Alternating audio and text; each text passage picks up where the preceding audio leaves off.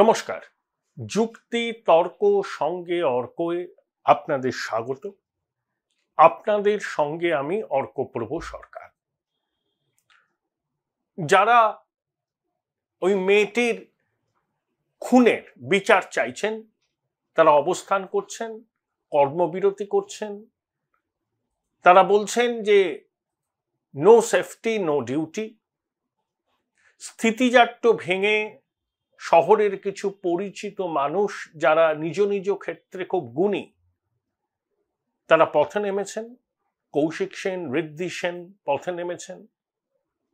অপর্ণা সেন, কবির সুমন, শ্রীজাত প্রতিবাদ করেছেন। আরেকটি ঘটনা খুব উল্লেখযোগ্য, রিমঝিম সিনহা প্রেসিডেন্সি কলেজে 2020 সালে পাশ করে এখন গবেষণা করছে। সে ফেসবুকে একটা কল দিয়েছে, কলকাতার রাতের দখল নেবে মেয়েরা।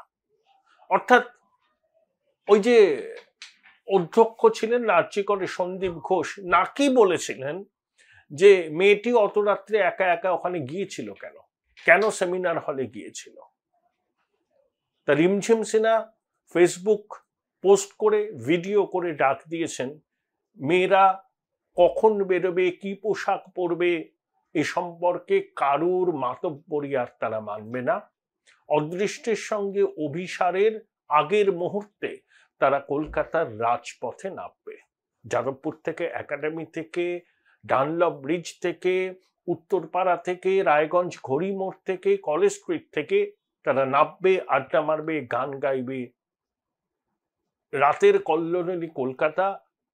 একসময় রাজপথ দাপিয়ে বেড়াতেন শক্তি সুনীল, এবার হয়তো আমাদের এই মাতৃশক্তি আমাদের অর্ধেক আকাশ। খবরটা শুনে খুব ভালো লাগলো। এটাই হচ্ছে প্রতিবাদ। প্রতিবাদ সচেতনতার ভাষা।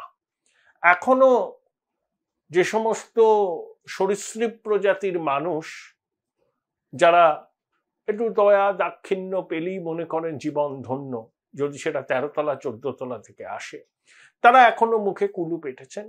যাদের সামান্যতম বিবেক এখনো অবশিষ্ট রয়েছে তারা ঘরে চুপ করে বসে থাকতে পারেনি। এটাকে আমি খুব পজিটিভ দিক থেকে দেখছি। নাগরিক সমাজ তার স্থিতিজাট্য ভেঙে পথে নেমেছে।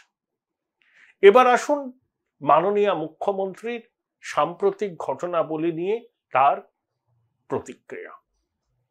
তিনি ঝাড়গ্রামে ছিলেন, সেখান থেকে এবিপি আনন্দকে একটা টেলিফোনে সাক্ষাৎকারে অনেক কথা বললেন যে জুনিয়র ডাক্তারদের সব দাবিকে তিনি সমর্থন করেন। তার বাড়িতে 2 জন জুনিয়র ডাক্তার আছে।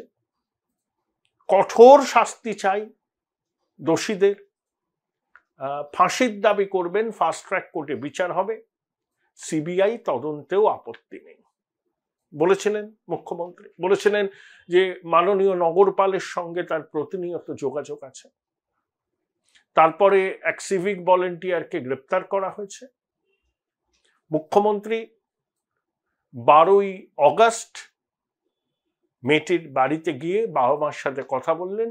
নগরপাল, নির্মল ঘোষ সবাই ছিলেন সেখানে। মুখ্যমন্ত্রী বললেন যে 18 তারিখ ডেডলাইন বেঁধে দিলেন, ওর মধ্যে যদি তদন্ত শেষ না হয় তাহলে সিবিআই কে হ্যান্ডওভার করা হবে। যদি বন্ধু বান্ধব সন্দেহের তালিকায় থাকে তাদেরকেও জেরা করা হতে পারে, সবাইকে ডাকতে হবে। কলকাতা পুলিশকে তিনি একটা সময়সীমা বেঁধে দিলেন, তারপরে কলকাতা পুলিশ ব্যর্থ হলে সিবিআই কে তিনি দিয়ে দেবেন স্বতঃপ্রণোদিত হয়ে। এবং আবার বললেন যে সিবিআই এর তো সাফল্যের হার খুব বেশি নয়, ওরা নোবেল উদ্ধার করতে পারেনি, নন্দীগ্রাম করতে পারেনি, তাপসী মালিকের হত্যার কিনারা করতে পারেনি, এসব অনেক কথা বললেন। এখন প্রশ্ন হলো, তিনি জুনিয়র ডাক্তারদের সবকটি দাবির সঙ্গে সহমত বলেছেন। জুনিয়র ডাক্তারদের দাবি কি? বিচার বিভাগীয় তদন্ত করতে হবে, প্রয়োজনে হাইকোর্টের কোন সিটিং জাজকে দিয়ে। একবারও মুখ্যমন্ত্রী বলেছেন বিচার বিভাগীয় তদন্ত করার কথা? তিনি সিবিআই এর কথা বলেছেন। আবার সময়সীমা বেঁধে দিলেন যে 18ই অগস্ট পর্যন্ত সময়সীমা, তার মধ্যে কলকাতা পুলিশ যদি সফল হয় ঠিক আছে, যদি ব্যর্থ হয় তবে সিবিআই কে দেয়া হবে।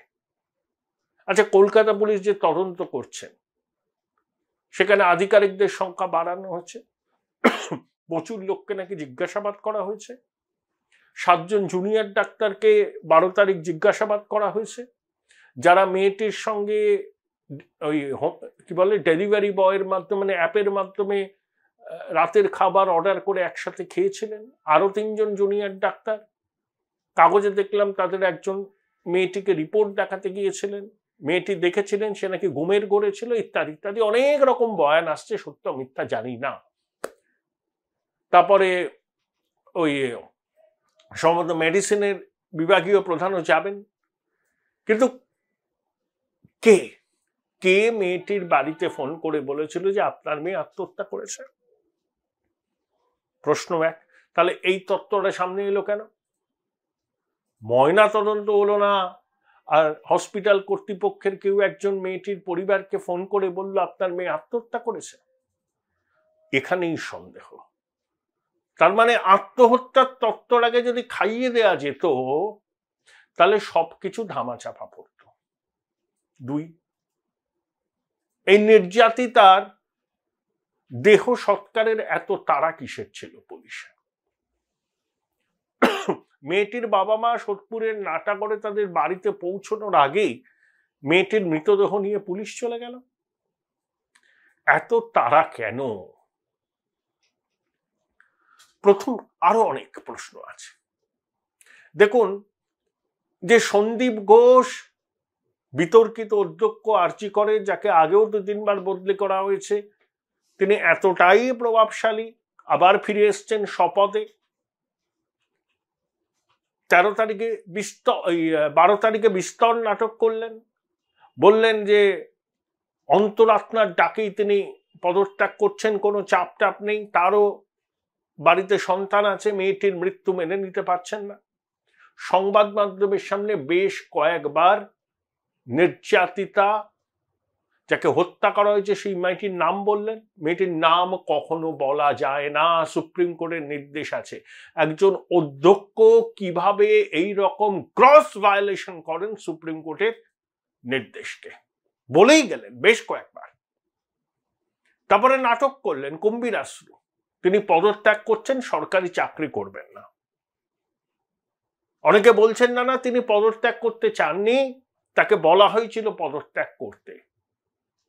তখনও তো এই ভদ্রলোকের মনে হয়েছিল এত করলাম এদের জন্য, এরাই এখন আমাকে ঝেড়ে ফেলে দিতে চাইছে, তাই কিছুটা ক্ষোভের সুরে বা কিছুটা প্রচ্ছন্ন হুমকির সুরে সংবাদ মাধ্যমকে বললেন তিনি আর সরকারি চাকরি করবেন না, তিনি একজন সার্জন, নিজের পেট চালিয়ে নিতে পারবেন।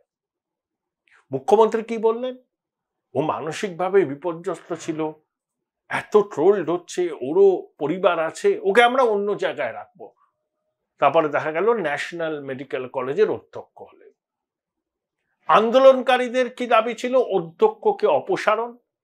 বিভিন্ন শিক্ষক সংগঠন বলছেন যে তাকে জেরা করা উচিত, প্রয়োজনে হেফাজতে নিয়ে জেরা করা উচিত। অনেকে এটাও বলেছেন কোনো সরকারি মেডিকেল কলেজে এই ভদ্রলোক যেন ঢুকতে না পারে, সেটা স্বাস্থ্য ভবনকে এনশিওর করা উচিত। মুখ্যমন্ত্রী কি বলেছিলেন? জুনিয়র ডাক্তারদের সব দাবির সঙ্গে আমি সহমত। জুনিয়র ডাক্তার যারা আন্দোলন করছেন, আরো অনেকে এই আন্দোলনের পাশে দাঁড়িয়েছেন, তাদের প্রত্যেকের বক্তব্য ছিল এই অধ্যক্ষকে জেরা করা হোক, অপসারণ করা হোক। আরজি কর থেকে সরিয়ে তাকে ন্যাশনাল মেডিকেল কলেজের অধ্যক্ষ করা হলো। মানলেন মুখ্যমন্ত্রী আন্দোলনকারীদের দাবি, তিনি নাকি সহমর্মিতা জ্ঞাপন করেছেন, প্রত্যেকটা দাবির সঙ্গে সহমত। আন্দোলনকারীদের মূল দাবি ছিল মেয়েটির হত্যা রহস্যের কিনারা করা, অপরাধীদের দৃষ্টান্তমূলক সাজা দেওয়া এবং একই সঙ্গে হাইকোর্টের কোন সিটিং জাজকে মাথায় রেখে বিচার বিভাগীয় তদন্ত করা। একটাও মেনেছেন? এখন আপনি সিবিআই এর কাঁধে যদি দেন, সিবিআই কে তদন্তের দায়িত্বভার দেন, তাহলে সিবিআই কে কেঁচে গন্ডুস করতে হবে। হয় তারা যে এফআইআরটা কলকাতা পুলিশ করেছে সেই এফআইআরটাকে সামনে রেখে তদন্ত করবে, নইলে আবার আলাদা করে এফআইআর করবে। আবার তারা সবাইকে জেরা করবে, আবার নতুন করে তথ্য প্রমাণ সংগ্রহের চেষ্টা করবে, কারণ ততদিনে তথ্য প্রমাণ কি থাকবে? এই প্রশ্নটা ঘুরে ফিরে আসছে। ততদিন কি তথ্য প্রমাণ থাকবে? যখন প্রথমেই মেয়েটির বাড়ির লোককে ফোন করে বলা হলো যে আপনার মেয়ে আত্মহত্যা করেছে, এই ধারণা যদি আমাদের হয় যে পুরো বিষয়টাকে আত্মহত্যা বলে চালিয়ে দেওয়ার চেষ্টা করেছিল হসপিটাল প্রশাসন, তাহলে কি খুব ভুল বলা হবে? তাহলে হসপিটাল প্রশাসনে শুধু অধ্যক্ষ নয়, আরো অনেকেই তো ছিলেন, তারা এতদিন প্রমাণ ফেলে রেখেছেন। এটা বিশ্বাস করতে হবে। পাশে দাঁড়ানো নগলপার বললেন যে ম্যাডাম যা বলেছেন সেরকমই হবে। প্রথম কথা, এত তাড়াতাড়ি কি করে তদন্ত হবে? আপনার রক্তের ডিএনএ পরীক্ষার রিপোর্ট আসতে সময় লাগে। যে সিমেন্ট পাওয়া গেছে সেই সিমেন্টের সঙ্গে ওই অভিযুক্ত সিভিক ভলেন্টিয়ারের সিমেন্ট মিলছে কিনা সেটা যাচাই করতে সময় লাগবে। ফরেনসিক রিপোর্ট অত তাড়াতাড়ি পাওয়া যায় না। ময়নাতদন্তের রিপোর্ট যেটা শোনা যাচ্ছে যে যৌনাঙ্গে অসম্ভব পেনিট্রেশন হয়েছিল। একটা জায়গায় দেখলাম 150 মিলিগ্রাম বীর্য পাওয়া গেছে।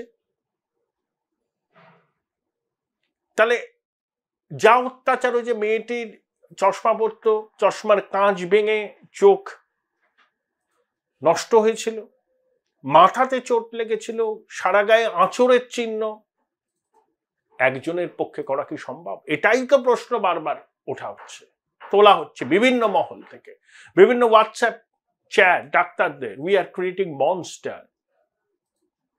দুজন ডাক্তারের কথোপকথন, একজন ইন্টার্ন আর একজন বোধহয় তার থেকে সিনিয়র, খুব ইঙ্গিতবাহী কথোপকথন, প্রভাবশালী তথ্য সামনে আসছে। সম্ভব এই কদিনের মধ্যে পুরো রহস্যের কিনারা করা? যারা এই ধরনের তদন্ত প্রক্রিয়ার সঙ্গে আগে যুক্ত ছিলেন সেই সমস্ত পুলিশ আধিকারিকরা বলছেন যে এত তাড়াতাড়ি তো হয় না, তখন তো ধামাচাপা দেওয়া হবে, তখন তো জোড়াতালি মেরে একটা রিপোর্ট আর চার্জশিট পেশ করা হবে। ধরুন ওই 2022 সালে জুন মাসে হরিশ মুখার্জি রোডে এক গুজরাটের দম্পতি খুন হয়েছিলেন। মুখ্যমন্ত্রী বলেছিলেন না কয়েকদিনের মধ্যে ধরে ফেলবে, 99% তদন্ত হয়ে গেছে। মূল চক্রান্তকারী অভিযুক্ত এখনো অধরা। এই প্রতিবেদন যখন দেখবেন তখন পর্যন্ত অধরা। আচ্ছা বলুন তো, কামদুনি কাণ্ডের অভিযুক্তরা খালাস পেয়ে গেছে কলকাতা হাইকোর্টের মাননীয় বিচারপতি জয়মাল্য বাগচির ডিভিশন বেঞ্চে। 2013 থেকে 24 এই 11 বছরে 12 বারেরও বেশি পাবলিক প্রসিকিউটর চেঞ্জ হয়েছে। তাহলে এরকম ভুরি ভুরি আছে, ফাস্ট ট্র্যাক কোর্ট, কঠোর শাস্তি, এসব মুখ্যমন্ত্রী বলেন। কামদুনি কাণ্ডের মূল দোষীদের কি শাস্তি হয়েছে? মুখ্যমন্ত্রীর পাড়ায় হরিশ মুখার্জি রোডে যে দম্পতি খুন হয়েছিলেন, গুজরাটি দম্পতি, সেই কাণ্ডের মূল চক্রান্তকারী অভিযুক্ত এখনো অধরা। মুখ্যমন্ত্রী বলেছিলেন ফাস্ট ট্র্যাক কোর্ট, 99% তদন্ত হয়ে গেছে, কোথায় কি? তাহলে এখনো মুখ্যমন্ত্রী এই কথাগুলো বলছেন। দেখুন, প্রথম যেদিন তিনি বললেন না সিবিআই তদন্তে আপত্তি নেই, সব দাবি মেনে নেব, ওদের দাবির যৌক্তিকতা আছে, তখনই আমার খটকা লেগেছিল। যে মুখ্যমন্ত্রী এবং তার সরকার কলকাতা হাইকোর্ট যখনই কোনো দুর্নীতি তদন্ত করতে সিবিআই কে নির্দেশ দিয়েছে, রাজ্য সরকার নামি দামি আইনজীবী সুপ্রিম কোর্টে নিয়োগ করেছেন, আমাদের করের টাকায় তাদের পারিশ্রমিক দেওয়া হয়েছে, সিবিআই তদন্ত, ইডি তদন্ত স্থগিতাদেশ চেয়ে সুপ্রিম কোর্টের দ্বারস্থ হচ্ছে রাজ্য প্রশাসন। আর সেই রাজ্য প্রশাসনের সর্বাধিনায়িকা বলছেন আমাদের তো কিছু লুকোনোর নেই, হোক সিবিআই তদন্ত। তখনই আমার মনে কতগুলো প্রশ্ন জেগেছিল। অর্থাৎ সিবিআই কে যদি হ্যান্ডওভার শেষ পর্যন্ত করাও হয়, তখন সিবিআই আর কিছু করণীয় থাকবে না। তখন বলার সুযোগ দেওয়া হবে যে সিবিআই কে তো দিয়েছিলাম, সিবিআই অশ্বডিম্ব প্রসব করেছে। Join Indian Institute of Hotel Management now. Right choice, right decision. আন্দোলন যারা করছেন, যে ছাত্র ছাত্রীরা, আমাদের সহনাগরিকেরা যারা এই আন্দোলনকে সমর্থন করেছেন, তাদের মূল দাবি ছিল তো সিটিং জাজকে সামনে রেখে বিচার বিভাগীয় তদন্ত। মুখ্যমন্ত্রী কিন্তু উচ্চবাচ্য করলেন না এই মূল দাবিটা। আচ্ছা, এই সন্দীপ ঘোষ কতটা প্রভাবশালী, যার জন্য ছাত্রদের দাবি ছিল অধ্যক্ষকে অপসারণ করা? চিকিৎসক জগতের বহু খ্যাতনামা চিকিৎসক এক বাক্যে একটা কথা বলছেন, যে সন্দীপ ঘোষকে ইন্টারোগেট করা উচিত, কোন সরকারি হসপিটালে সে যেন ঢুকতে না পারে। তাকে তো আপনি পুরস্কৃত করলেন। আরজি করে ঝামেলা হচ্ছে, আরজি কর থেকে সরিয়ে ন্যাশনাল মেডিকেল কলেজে। 13ই অগস্ট ন্যাশনাল মেডিকেল কলেজে গিয়েছিলেন ওই রোগী কল্যাণ সমিতির চেয়ারম্যান এন্টালির বিধায়ক স্বর্ণকমল সাহা, মন্ত্রী জাভেদ খান, ওখানে যারা আন্দোলন করছেন ডাক্তারি পড়ুয়ারা, তাদেরকে ভালোভাবে কি বলবো আর কি, তারা কি সব বলতে এসেছিলেন, শুনতেই চাননি। সন্দীপ ঘোষ যদি ন্যাশনাল মেডিকেল কলেজে যান, যেখানে বসবেন অধ্যক্ষের ঘর তালা দিয়ে দেওয়া হয়েছে। তাহলে আপনি ছাত্রদের দাবির প্রতি সহমর্মিতা জ্ঞাপন করলেন, আর ছাত্রদের দাবি ছিল সন্দীপ ঘোষকে অপসারণ করতে হবে, তাকে আরজি কর থেকে সরিয়ে আর একটা সরকারি মেডিকেল কলেজের অধ্যক্ষ বানিয়ে দিলেন। এই আপনার জাস্টিস? এই আপনার ওই বাচ্চা বাচ্চা ছেলে মেয়েগুলোর দাবিকে আপনি সহমর্মিতা জানিয়েছেন? এ তো চোখে ধুলো দেওয়ার কৌশল। আপনি কুশলী রাজনীতিবিদ। ওই ছাত্রছাত্রীরা কিন্তু একরাশ স্বপ্ন বুকে নিয়ে ডাক্তারি পড়ছে। আমাদের পরিবারের সব সন্তান সন্ততিরা, আমাদের পরবর্তী প্রজন্ম, এরাই রাজ্যের স্বাস্থ্য ব্যবস্থার হাল ধরবে ভবিষ্যতে। তাদের সঙ্গে তঞ্চকতা করার মানেটা কি? কি এমন জানে সন্দীপ ঘোষ সে যখন বলল যে আমি নিজে পদত্যাগ করেছি, তাকে আবার জামাই আদর করে ন্যাশনাল মেডিকেল কলেজের অধ্যক্ষ করা হলো? তাহলে সন্দীপ ঘোষ যদি সরকারি সিস্টেমের বাইরে বেরিয়ে মুক্ত বিহঙ্গ হয়ে সংবাদ মাধ্যমের সামনে মুখ খুলতে শুরু করে, তাহলে কি অনেক প্যান্ডোরার বাক্স খুলে যাবে? যে ডাক্তারবাবু সরকারি ডাক্তারি সিস্টেমের অন্তর্ভুক্ত না হয়েও নাকি ছড়ি ঘোরান, তার কীর্তি ফাঁস হবে। আরো অনেক মাতব্বর কি বিপদে পড়বেন? তাই তড়ি ঘড়ি তাকে আবার পুনর্বাসন দেওয়া হলো। আপনাদের মনে আছে যে কোভিডের সময় সেই কেন্দ্রীয় সরকার টাকা দিয়েছিল পিপিই কিট ফিট কেনার জন্য, তাতে বিস্তর দুর্নীতি অনিয়মের অভিযোগ উঠেছিল। আলাপন বন্দ্যোপাধ্যায়কে দিয়ে তখন একটা অনুসন্ধান নাকি কমিটি করেছিলেন। জানে কেউ কি হয়েছে সেই তদন্তে? কোনদিন আলাপন বাবু একটা পাতা উল্টে দেখেছেন স্বাস্থ্য ভবনে গিয়ে? এগুলো হচ্ছে ধামা চাপা দেওয়ার কৌশল।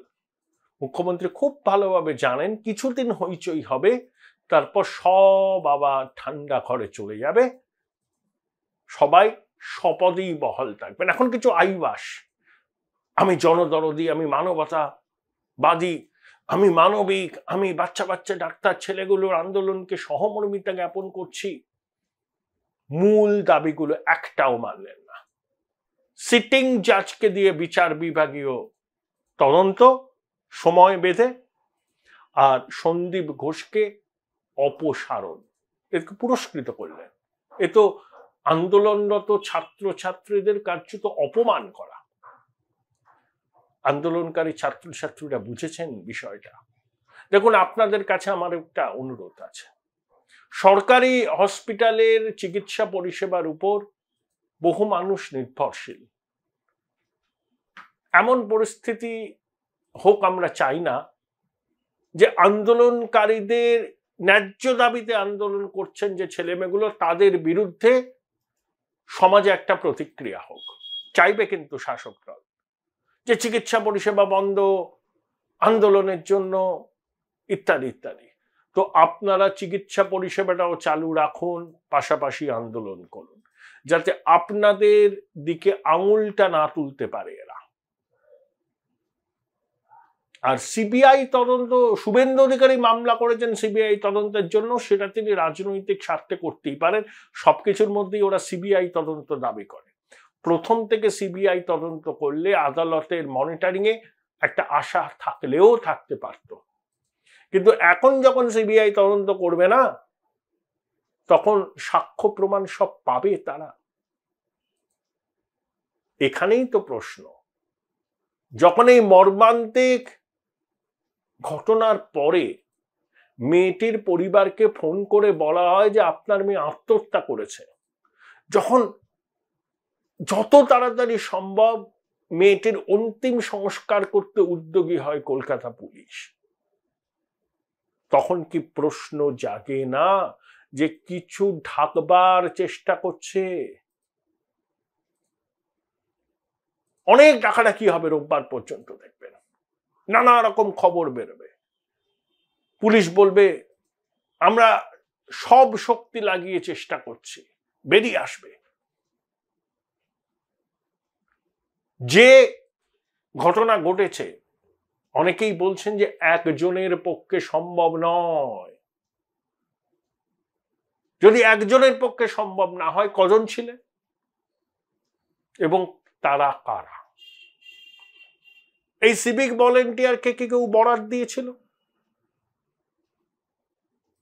নাকি সিভিক ভলেন্টিয়ারটির পুরনো আক্রোশ ছিল? সঙ্গী কেউ ছিল কিনা? কেন মেয়েটির আর্তচিৎকার কেউ শুনতে পায়নি? প্রচুর প্রশ্ন আছে। এবং হঠাৎ করে রাত দুপুরে ওই সিভিক ভলেন্টিয়ার সেমিনার হলে গেলেনই বা কেন? 3টের সময় ফিরলেনও বা কেন? তাহলে কি জানতেন, তাকে জানানো হয়েছিল যে মেয়েটি এখন বিশ্রাম নিচ্ছে সেমিনার হলে? তখনই এই সিভিক ভলেন্টিয়ার এসেছেন, তাকে কেউ বাধা দেয়নি, কারণ পরিচিত মুখ। তা এই রহস্যের জড়াটা খুলতে হবে। হঠাৎ অন্য দিন রাতে ওই সিভিক ভলেন্টিয়ার, যদি আপনি বিগত 1 মাসের সিসিটিভি ফুটেজ দেখেন আর্চি করে, তাহলে নিশ্চয়ই পুলিশ বুঝতে পারবে যে 3টে, 4টে, 2:30 ওই লোকটা আসতো, মাঝে মধ্যেই আসতো। সেদিনকেও এসেছিল। যদি দেখা যায় যে না, রাত 3টের সময় তখনই আসতো যখন ওই মেয়েটি ডিউটি শেষে বিশ্রাম নিত। আগেও সে ভেরিফাই করে গেছে যে না, রাত্রে ডিউটির পরে নির্যাতিতা মেয়েটি সেমিনার হলেই বিশ্রাম নিত। তাহলে মেয়েটির ডিউটি রোস্টারটাও ওই লোকটা জানতো। কে তাকে জানিয়েছিল ডিউটি রোস্টার? যে 36 ঘন্টা টানা ডিউটি করার পর এই সময় ডিউটি শেষ হবে, এই সময় মেয়েটি বিশ্রাম নিতে যাবে সেমিনার হলে। এটা না জানা থাকলে ওই দুর্বৃত্ত সিভিক ভলেন্টিয়ারের পক্ষে সেদিনকে ওই সেমিনার হলে 3টের সময় যাওয়া সম্ভব হতো না। কেউ কি তাকে জানিয়েছিল? কোনো কি পুরনো আক্রোশ ছিল? কেন মেয়েটির আর্তচিৎকার কেউ শুনল না? মেয়েটিকে আর্তচিৎকার করার সুযোগ পেয়েছে।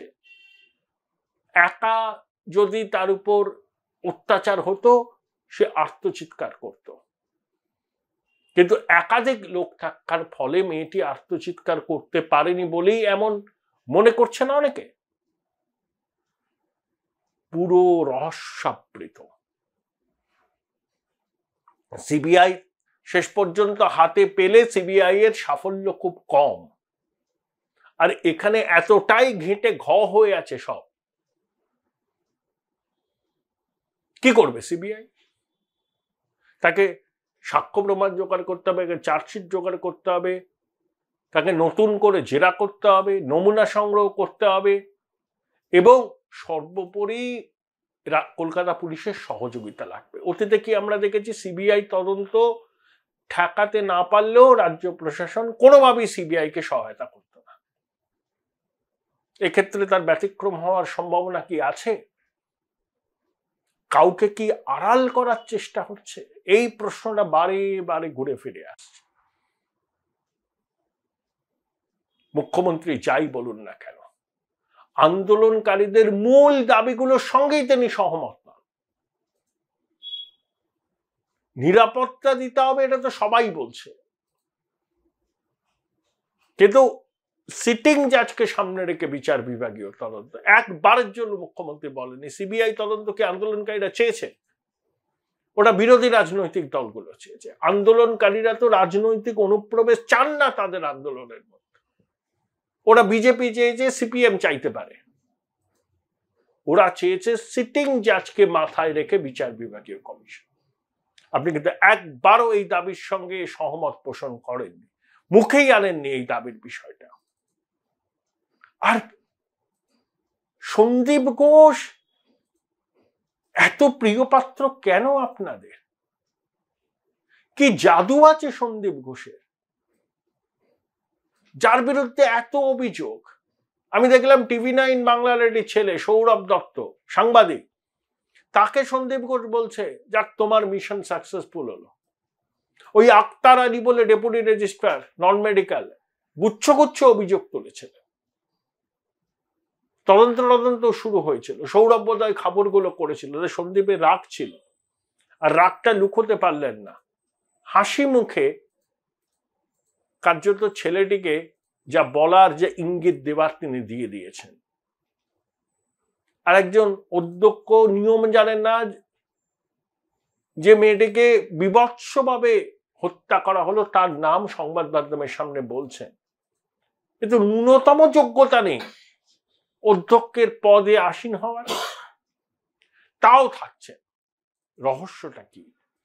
ওই বললাম, আমাদের ধারণাটা হচ্ছে এটাই, এই লোকটি যদি সরকারি সিস্টেমের বাইরে চলে যায়, যদি স্বাস্থ্য ভবনের নিয়ন্ত্রণ থেকে সে বেরিয়ে আসে, তাহলে সে অনেক কথা বলে দিতে পারে, যাতে অনেকের বিপদ হতে পারে।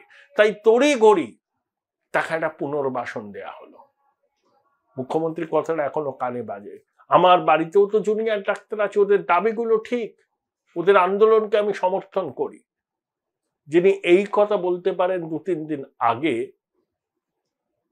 12ই অগাস্ট সোদপুরে নাটাবাড়িতে মেয়েটির বাড়ির সামনে দাঁড়িয়ে সংবাদ মাধ্যমকে মুখ্যমন্ত্রী যে কথা বললেন, সম্পূর্ণ উল্টো। কথায় ও কাজে যে বিস্তর অসঙ্গতি, সেটা আরো একবার প্রমাণিত হলো।